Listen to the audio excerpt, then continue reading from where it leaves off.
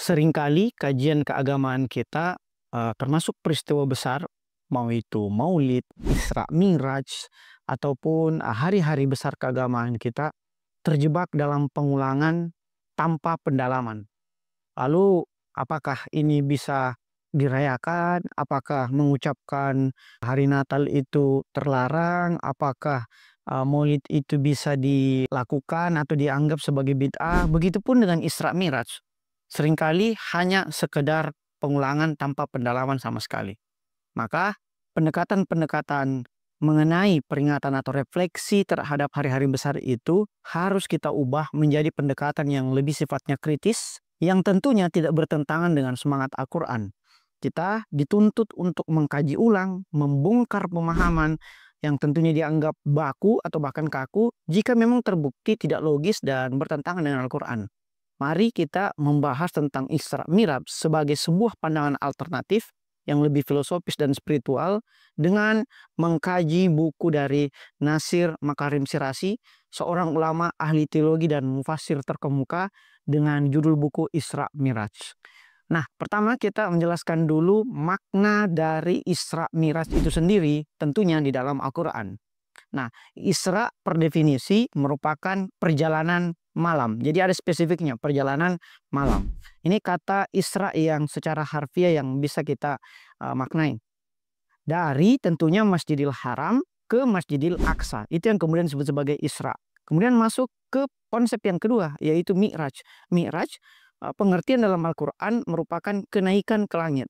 Dalam hal ini, kenaikan ke langit ini atau perjalanan vertikal ini, jika tadi perjalanan horizontal Isra, Mi'raj ini perjalanan yang sifatnya vertikal atau transenden, yang menggambarkan perjalanan Nabi Muhammad SAW menembus lapisan-lapisan langit dari Masjidil Aqsa kemudian ke Sidratul Muntaha.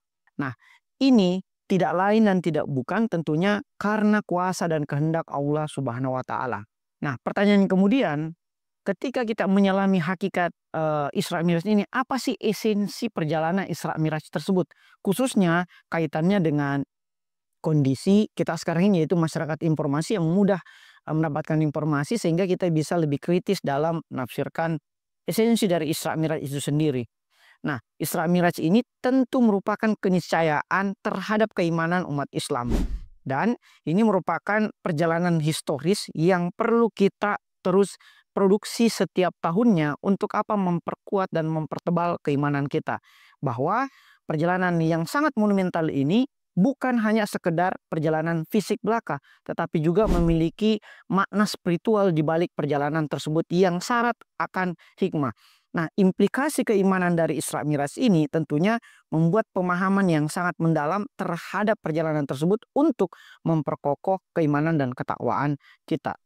Nah, kemudian apa yang menjadi tujuan dari perjalanan tersebut atau perjalanan Isra Mi'raj ini? Tentunya kalau kita membaca literatur Qur'ani ataupun literatur keagamaan yang sangat banyak tersebut, tujuan dari Isra Mi'raj adalah diturunkannya perintah sholat. Bahwa Isra Mi'raj adalah momen diturunkannya perintah yang paling utama di dalam Islam, yaitu sholat. Dan selain tujuan atas perintah sholat, tujuan lain dari Isra Mi'raj ini adalah penguatan spiritualitas kita. Ini adalah implikasi dari tujuan yang pertama, yaitu sholat, kemudian akan menguatkan spiritualitas kita. Dan tujuan lain dari Isra Mi'raj adalah manifestasi atau perwujudan dari kebesaran Allah Subhanahu wa Ta'ala. Nah, pertanyaan kemudian, apa saja keutamaan Isra Mi'raj dan mengapa kemudian kita perlu memahami esensi dari Isra Mi'raj tersebut? Apa sih pentingnya bagi generasi kita sekarang ini? Gitu. Yang pertama, esensi dari Isra Mi'raj adalah pertanda bahwa Nabi Muhammad SAW memiliki mukjizat yang teramat besar.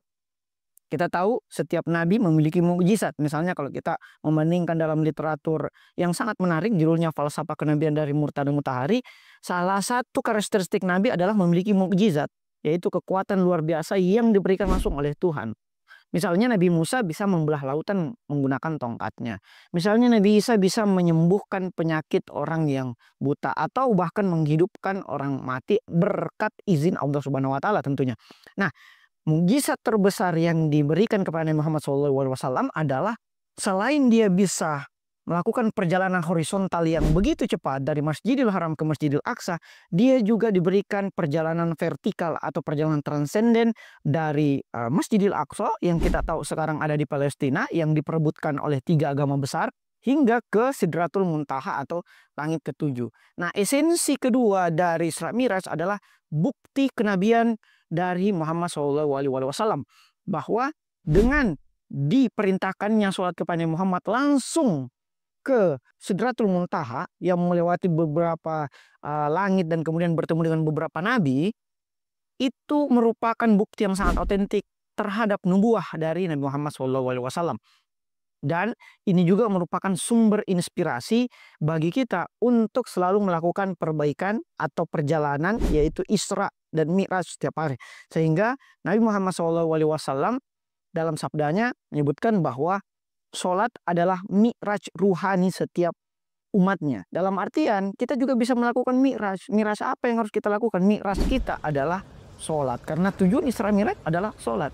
Atau bahkan dalam buku Muhammad Iqbal yang sangat populer itu yang berjudul Rekonstruksi Paradigma dan Pengalaman Religius dalam Islam menyebutkan bahwa satu-satunya pembeda kita dengan agama lain adalah sholat. Dan sholat adalah pengalaman religius yang tidak didapati oleh umat-umat lain. Nah, ini yang menjadi esensi dari Isra Miraj itu sendiri. Nah, pertanyaannya pasti adalah apa dalil-dalil dari Isra Miraj itu sendiri? Tentu sumber primer dari dalil mengenai Isra Miraj ada dalam Al-Quran. Misalnya dalam surat Al-Isra ayat 1 maupun dalam surat An-Najm dari ayat 1 sampai 18. Ini merupakan dasar dari keimanan kita mengenai Isra Miraj. Selain sumber primer yang berupa Al-Quran, ada juga sumber-sumber sekunder dalam hal ini hadis-hadis tentang Isra Miraj. Ini adalah sumber kedua dalam Islam selain Al-Quran. Nah, ini menjadi detail perjalanan. Dalam hadis tersebut ada detail-detail perjalanan yang mana kalau kita menyebutkan perjalanan tersebut itu perjumpaan dengan beberapa nabi di beberapa langit tadi. Rasul SAW bertemu dengan misalnya Nabi Musa dengan nabi-nabi lainnya dan kemudian meminta untuk memperpendek jumlah perintah sholat dari 50 sampai ke 5. Bahkan dalam sebuah hadis disebutkan bahwa Rasul SAW bertemu langsung dengan Allah Subhanahu wa Ta'ala tanpa peratara dan tanpa sekat sama sekali, hanya berjarak dengan 1 busur panah. Itu artinya apa? Itu artinya bahwa Rasul SAW sudah pernah bertemu dengan Allah Subhanahu wa Ta'ala, yang mana Jibril pun seandainya mendekat 1 hasta pun akan terbakar. Ini adalah riwayat hadis yang dikemukakan oleh beberapa ulama-ulama hadis. Ini pertanda apa? Bahwa kalau misalnya kita diposisikan sebagai nabi ya, dan kemudian diperjalankan Isra dan Mi'raj dan bertemu dengan Tuhan, pasti secara manusiawi kita akan bilang, ya ngapain saya turun lagi gitu loh. Pasti kita akan stay di langit, stay di Sidratul Muntaha. Tapi Rasul mengingat umatnya dan kembali lagi ke tengah-tengah umatnya yang sangat beragam tersebut. Bahkan ada beberapa yang sangat munafik dan sangat sulit diatur. Nah, kita kemudian harus menelusuri makna dari perspektif hadis tersebut. Nah, ada beberapa pandangan tentunya selain berupa penerimaan tentang perintah sholat, di sini juga disebutkan dalam hadis itu yaitu pertemuan dengan para nabi-nabi sebelumnya dan pengukuhan Nabi Muhammad SAW sebagai penghulu para nabi atau pemimpin para nabi tersebut. Nah, tentunya ada perbedaan pendapat. Perbedaan pendapat di tengah-tengah ulama ini tentang Isra Miraj ini, misalnya pada jasmani atau rohani ini yang diperangkatkan. Apakah ikut juga fisiknya Rasul atau hanya spiritualitas atau ruhnya Rasul saja? Ini ada perbedaan. Nah, argumentasi dari tiap-tiap ulama yang mengalami perbedaan itu sama-sama kuat. Bahkan ini menurut Makarim Syirazi merupakan hasanah dan kekayaan intelektual dari umat muslim yang terus bisa mendiskusikan mengenai keragaman intelektualitas itu sendiri. Nah, perbedaan interpretasi ulama terhadap hadis Isra Miraj tersebut juga bukan hanya sekedar apakah jasmani atau rohani yang diberangkatkan, tetapi juga pada waktu dan tempat. Apakah waktunya itu di malam hari atau di tanggal apa, di bulan apa, begitupun tempatnya. Itu ada perbedaan. Tetapi yang perlu kita garis bawahi di sini adalah esensi dari perjalanan itu semua ulama apapun golongan dan mazhabnya itu sepakat. Hanya berbeda pada detail-detailnya saja. Sehingga ini membuat keyakinan kita dalam hal ini usuluddin kita itu tetap kokoh, tidak terganggu sama sekali dengan perbedaan-perbedaan furu'uddin atau detail-detail tersebut. Nah, adapun Makarim Syirazi ini menjelaskan tentang pandangan alternatif terhadap Isra Miraj. Dia membawa perspektif baru agar menyarankan kita untuk berpikir kritis dan memahami terkait pluralitas atau keragaman tafsir dari Al-Quran maupun hadis.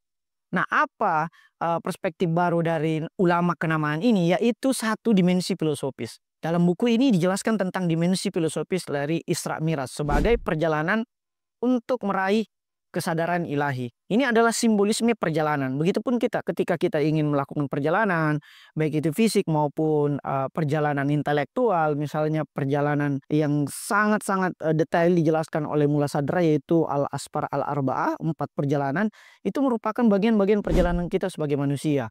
Dan ini merupakan potensi dari spiritualitas dan introspeksi atau kontemplasi kita sebagai manusia. Misalnya ketika kita melakukan perjalanan, apakah kita bisa mengintrospeksi diri kita? Misalnya ketika kita ke gunung, kita melihat keindahan alam dan sebagainya. Itu merupakan perwujudan dari kesadaran ilahi bahwa oh ternyata alam semesta ini diciptakan oleh Tuhan dan segala macam. Bahkan ada hadis yang menyebutkan bahwa ukurlah karakter temanmu ketika kamu melakukan perjalanan bersama. Yang kedua adalah dimensi spiritual. Karakteristik dari buku ini adalah dimensi spiritual. Bahwa Isra Miraj itu sebagai pengalaman transendental atau pengalaman religius kalau bahasa Muhammad Iqbal.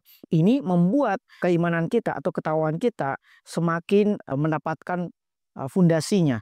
Nah, sebagai penutup, kita harus memetik hikmah dari cahaya Isra Miraj bagi kehidupan kita di masa kini. Bahwa harus ada penguatan iman dan takwa terhadap seluruh perjalanan kita. Baik itu perjalanan karir, perjalanan bahkan seelementer perjalanan kita ke kantor atau ke sekolah. Kita harus memiliki kesadaran spiritual bahwa perjalanan ini tujuannya kepada keberkahan ilahi. Bukan hanya sekedar mencari pundi-pundi rupiah atau menuntut ilmu agar dikatakan pintar atau mendapatkan ijazah. Dan hikmah lain dalam buku ini mengenai Isra Miraj adalah pentingnya sholat. Sampai Nabi mendapatkan mukjizat dan langsung bertemu dengan Tuhan. Sehingga sabdanya Nabi, untuk saya ulang, raj ruhani bagi umatku adalah sholat. Atau cahaya ruhani, cahaya perjalanan kita. Setiap kita ingin ke hadirat Allah subhanahu wa ta'ala adalah sholat. Misalnya Sayyidina Ali karramallahu wajhahu pernah beratsar bahwa aku tidak menyembah Tuhan yang tidak aku lihat. Itu artinya setiap beliau sholat pasti ia berjumpa dengan Tuhan sebagaimana Nabi Muhammad SAW berjumpa dengan Tuhan ketika peristiwa Isra Miraj. Nah, karena sholat satu-satunya pembeda atau diferensiasi kita dengan umat-umat yang bukan umat Islam.